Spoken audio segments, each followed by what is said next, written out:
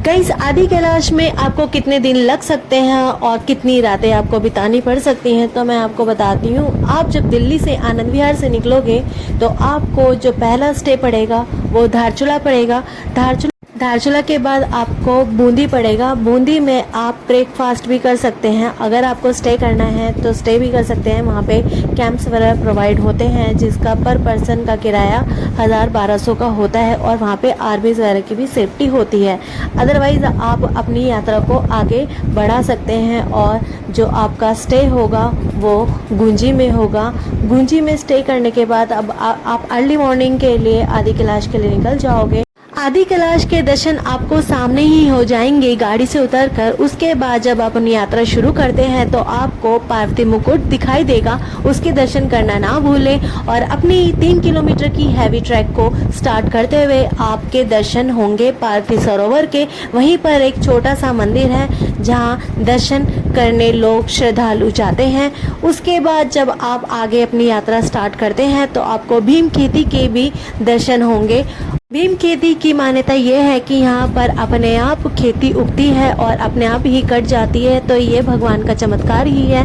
उसके बाद जब आप अगेन 3 किलोमीटर का ट्रैक करते हैं गौरीकुंड के लिए तो आपको गौरीकुंड के दर्शन होते हैं।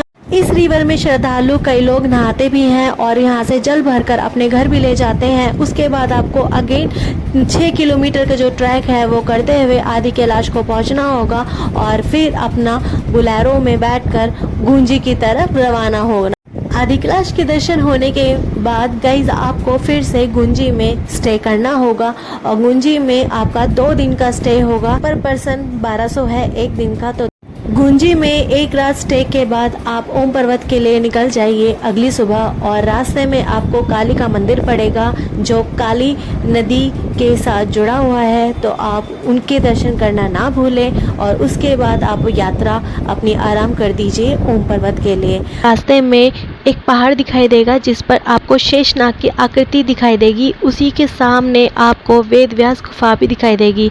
और वेद व्यास गुफा और काली माता का जो मंदिर था वो दोनों आमने सामने पड़ते हैं। वेद व्यास गुफा में जो व्यास जी थे उन्होंने यहाँ पर वेदों की रचना। गाइस, रास्ते में मंगती नाम की जगह पर एक दमोलिया नाम का मंदिर था जहाँ पर लोग अपनी जो भी मन चाहे मनोकामना यहाँ पर मांगते हैं और वो पूरी भी होती है। वहाँ से आते वक्त आपका जो स्टे रहेगा वो डायरेक्टली धारचूला में होगा।